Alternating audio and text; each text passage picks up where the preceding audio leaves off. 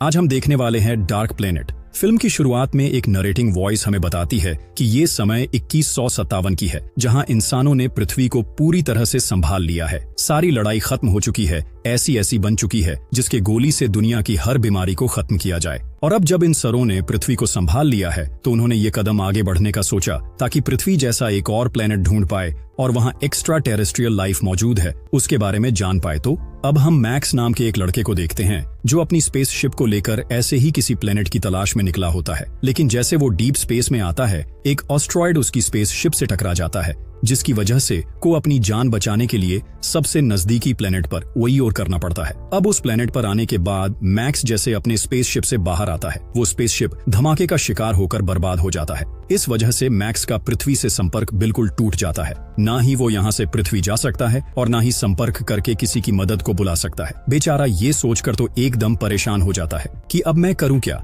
ये तो बिल्कुल नई जगह है। लेकिन थोड़ी देर खुद को संभालने के बाद वो तय करता है कि इस प्लैनेट को एक्सप्लोर करना चाहिए ताकि किसी तरह का कम्युनिकेशन सिस्टम उसको मिल जाए। उसके जरिए वो यहाँ पर पृथ्वी से मदद बुला पाएगा। साथ ही इस प्लैनेट की एक अच्छी बात ये होती है कि ये बिल्कुल पृथ्वी के वातावरण जैसा होता है, जिससे मैक्स को सांस लेने में कोई दिक्कत नहीं होती। मैक्स जैसे ही आगे बढ़ता है तो वहाँ पर जेफ नाम का एक सोल्जर आता है जो इसी प्लैनेट पर रहता है। मैक्स की भाषा समझ में नहीं आती, इसीलिए वो ट्रांसलेट करने वाले डिवाइस को अपने काम में लगा लेता है ताकि वो उसके भाषा को समझकर उससे बात कर पाए। इसके बाद जेफ मैक्स को अथॉरिटी के लोगों को सौंप देता है ताकि वो खुद इसे संभाल ले। फिर वो लोग मैक्स के सर पर किसी तरह का हेलमेट लगाकर उसकी सारी मेमोरीज को स्क्रीन पर देखने लग जाते हैं ताकि मालूम कर पाए कि आखिर ये है कौन और कहां से आया है।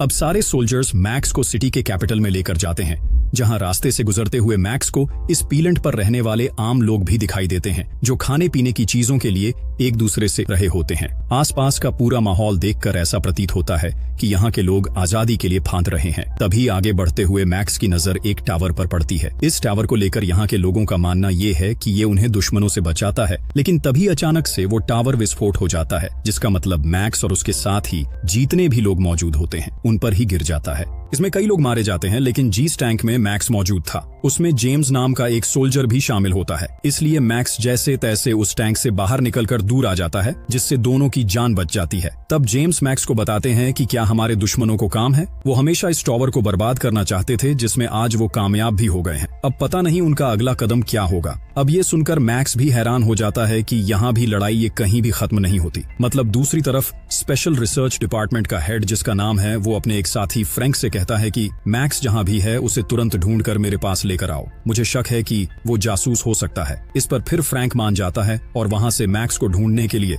निकल पड़ता है। तो वहीं हम डेविड नाम के आदमी को भी देखते हैं, वो भी अपने साथी से मैक्स के बारे में जितना हो सके उतनी जानकारी निकालने के लिए कहता है। इधर फ्रैंक जैसे मैक्स को के पास लेकर जा रहा होता है, तभी उसको अटैक आता है और इसकी वजह से उसकी गाड़ी दुर्घटनाग्रस्त हो जाती है। फिर इस घटना के बाद वहां लोगों की भीड़ जमा हो जाती है और इस मौके का फायदा उठाकर मैक्स वहां से तुरंत भाग निकलता है और पूरी सिटी को एक्सप्लोर करना शुरू कर देता है। वहां से मैक्स एक क्लब में जाता है जहां उसकी मुलाकात राडा नाम की एक लड़की से होती है जो कि असल में जेम्स की बहन है। वो दोनों आपस में बात करने लग जाते हैं, जहां मैक्स उसे अपने बारे में बताता है, लेकिन तब उसकी बहस वहीं पर बैठे दूसरे आदमी से हो जाती है। वो आदमी अभी तो मैक्स को कुछ नहीं करता, लेकिन जब मैक्स राडा के साथ क्लब से बाहर आता है तो वहां वो अपने गुंडों को लेकर आ जाता है जो मैक्स को मारने के इरादे से वहां पर आए थे। लेकिन मैक्स बड़ी आराम से उन सभी को मार गिराता है, जिसकी बहादुरी देखकर राडा उसे अपने घर नहीं करा जाती है और तब वहां पर जेम्स भी आ जाता है। मैक्स उनसे इस प्लेनेट के बारे में पूछता है, जिस पर वो दोनों बताते हैं कि हमें इस प्लेनेट के अलावा दूसरे किसी भी जगह की जानकारी निकालना अलाउड नहीं है और जिस सिटी में हम रहते हैं उस अथॉरिटी चलाती है जिसका लीडर टॉम नाम का एक आदमी है। उसी ने हम सब की प्रोटेक्शन के लिए पूरी सिटी में टावर लगाया है, लेकिन बाकी सिटी की अथॉरिटीज चाहती है कि सारी सिटी एक साथ होकर काम करें, लेकिन हमारी सिटी ऐसा नहीं चाहती। इसीलिए बाकी सिटी जितनी भी है वो हमारी दुश्मन बन चुकी है, जो हम पर हमला करती रहती है और हमें पूरी तरह से बर्बाद करना चाहती है। ये जानकर मैक्स हैरान हो जाता है, जिसके बाद जेम्स मैक्स को भी सोल्जर की ट्रेनिंग देना शुरू कर देता है ताकि वो भी दुश्मनों से खुद को प्रोटेक्ट कर पाए। साथ ही राणा और मैक्स धीरे धीरे एक दूसरे को पसंद करने लग जाते हैं। अब कैप्टन के कहने पर मैक्स और जेम्स के साथ बाकी कुछ सोल्जर्स एक मिशन पर जाते हैं उस मिशन के अनुसार उन्हें कुछ रिबज को पकड़ना होता है जिन पर अथॉरिटी को शक है कि शायद उन्होंने टावर को विस्फोट करने में दुश्मनों का साथ दिया हो। मैक्स जब उन रिबज के पास जाता है तो उसे वो सारे बिल्कुल नॉर्मल इंसान दिखाई देते हैं जिन्हें बस अपने परिवार के साथ शांति से रहना पसंद है। तो आखिर ये लोग रिवेल कैसे हो सकते हैं, ये उसके दिमाग में आ रहा होता है।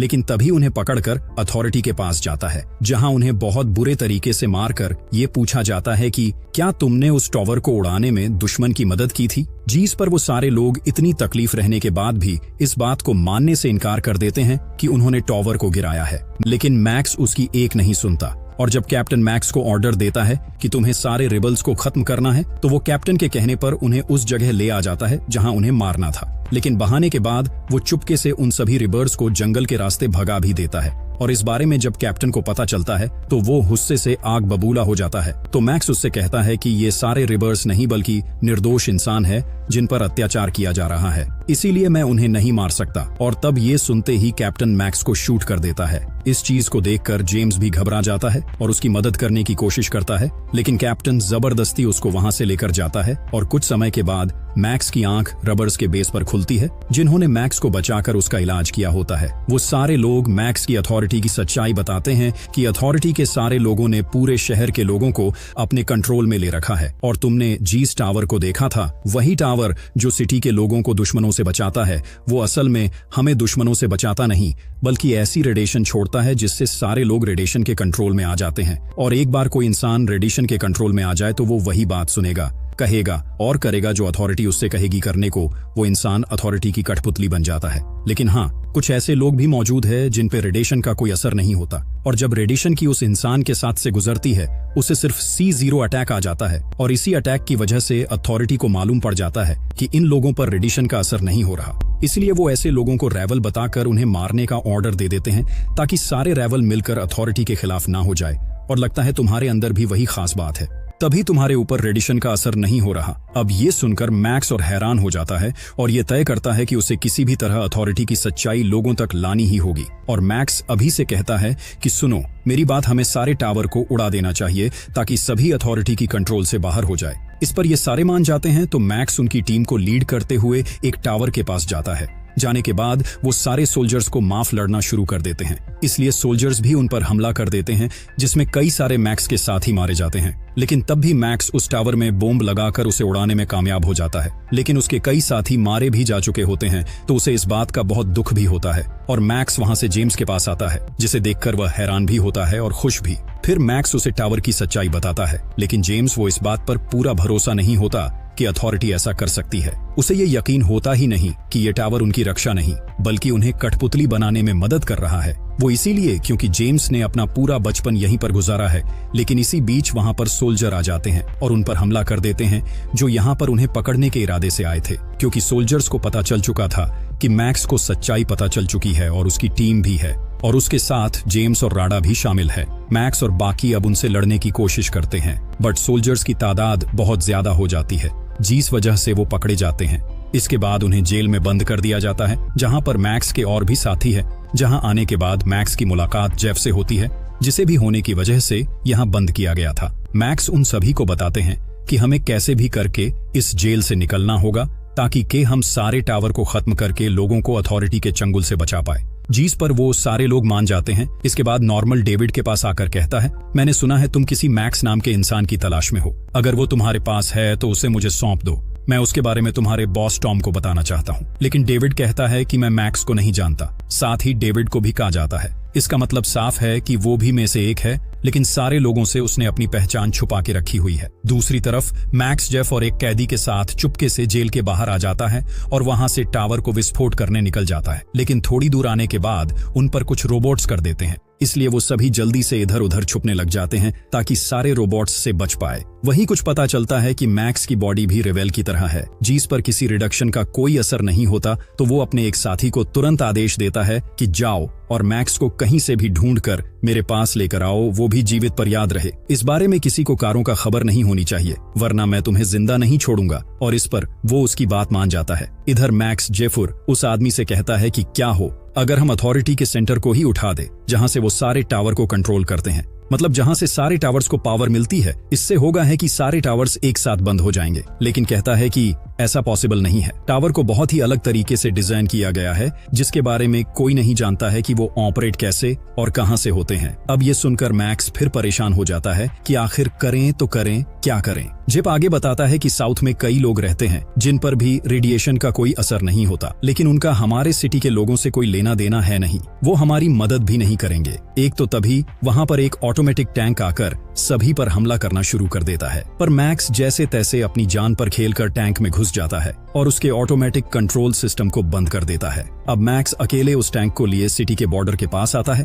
ताकि वहां से साउथ जाकर उन लोगों को अपनी टीम में शामिल होने के लिए मना पाए। पर बॉर्डर पर आने के बाद सोल्जर्स मैक्स को रोक लेते हैं। उन्हीं में मैक्स को जेम्स दिखाई देता है, इसीलिए वो उसे अपने टैंक में डालकर सारे बैरिकेड्स तोड़कर बॉर्डर के बाहर आ जाता है, जहां रास्ते में वो फिर से जेम्स को ये यकीन दिलाने की कोशिश करता है कि सच में अथॉरिटी रेडिएशन से सभी लोगों को कंट्रोल में कर रही है। तब जाकर जेम्स को इस बात पर यकीन होता है, क्योंकि बॉर्डर क्रॉस करने के बाद उस पर रेडिएशन का असर कम हो गया था, जिसकी वजह से वो एकदम गुस्सा हो जाता है कि आज तक हमारे साथ धोखा हुआ है, और वो भी ठान लेता है कि अब मैं अथॉरिटी को छोड़ूंगा नहीं। इस पर मैक्स उसे अपने प्लान के बारे में बताता है कि हम साउथ जा रहे हैं, वहां के लोगों से मदद मांगेंगे ना कि सारे टावर्स को खत्म कर पाया। इस पर जेम्स भी उसकी मदद करने के लिए तैयार हो जाता है, और इस सीन के साथ ही मूवी यहाँ पर खत्म हो जाती है। लगता है इसके आगे कहानी दूसरे पार्ट में आएगी, जल्दी आएगी दोस्तों। मिलते हैं अगली बेहतरीन मूवीज के साथ। अगर